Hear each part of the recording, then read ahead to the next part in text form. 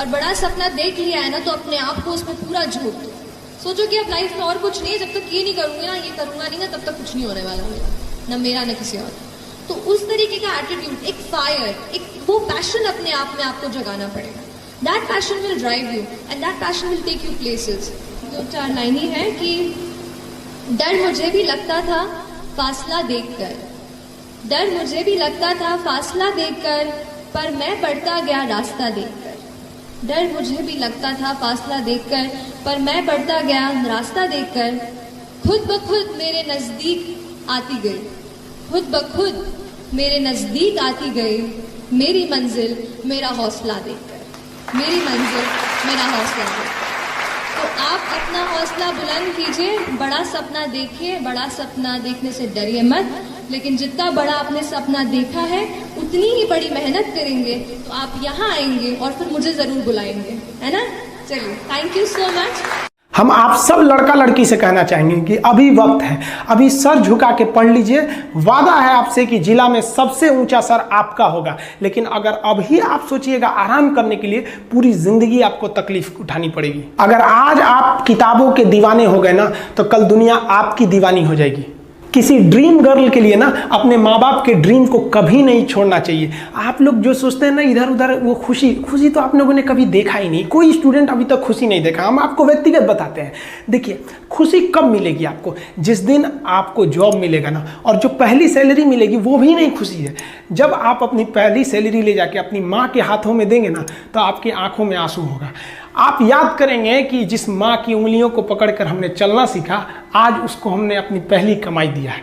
और जब कमाने लगेंगे ना, तब समझ में आएगा कि लाखों रुपए की अहमियत कुछ नहीं है, वो 1 रुपए के आगे जब माँ स्कूल जाते वक्त दिया करती थी। और गौर से देखा करो अपने माँ बाप के आंखों में, ये वो आईने होते हैं जिसमें बच्चे कभी बूढ़े नहीं होते। देखिए, जीवन में ना अपने अंदर से अहंकार बिल्कुल निकाल दीजिएगा। अहंकार बहुत ही खराब चीज है। कहते हैं कि अहंकार में इंसान को इंसान नहीं दिखता, छत पे चढ़ जाओ तो खुद का मकान नहीं दिखता।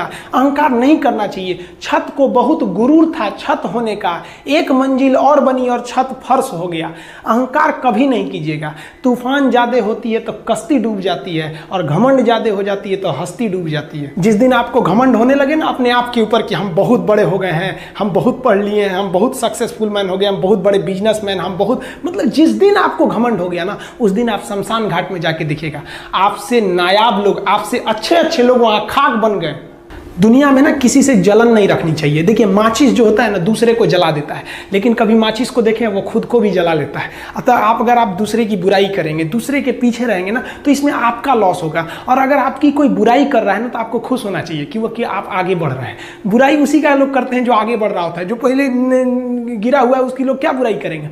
और जब भी आपकी कोई बुराई करे तो आप उसे सहज स्वीकार करें, और आप उसे प्रूव मत कीजिए कि हम ये नहीं हैं। हम लोग गलती क्या करते हैं स्टूडेंट लोग, कि प्रूव करने लगते हैं। नहीं, आपको अपने आप को इंप्रूव करना है। अगर कोई गलती हो गई है, आपको कोई बुराई कर रहा है, तो आप उसको सहज स्वीकार कीजिए। जिस दिन आपके अंदर अपनी बुराई सुनने की क्षमता आ गई, यकीन मानिए आप सफलता के दहलीज पे अपनी पहली कदम रख दिए उसी दिन।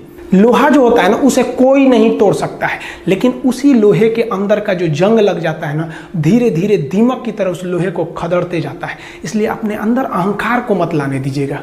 लोग कहते हैं ना कि अहंकार बुरा है। जीवन में हम जो अनुभव किए हैं, अहंकार से भी खराब चीज होता है गुस्सा। देखिए, अहंकार उत्पन्न ही नहीं होगा जब तक आपको गुस्सा नहीं आए। आप ऐसे नॉर्मल बैठे हैं और आप किसी से कहिएगा कि तुम्हारी क्या औकात है, जब तक आपको गुस्सा ना आए। तो अहंकार एक पेड़ है और गुस्सा उस पेड़ का जड़ है। इसलिए गुस्सा जिस दिन आया उस दिन आप बर्बाद हो जाएंगे। किसी भी व्यक्ति को बर्बाद कराने के लिए सबसे जरूरी है गुस्सा दिलाना। आपको पता है, लोहार जो होता है, लोहार वो जानता है कि लोहे को हम ऐसे नहीं मोड़ सकते हैं, बहुत ही शक्तिशाली है। इसलिए लोहार ना इस लोहे को ना आग में डाल के इसे गुस्सा दिलाता है।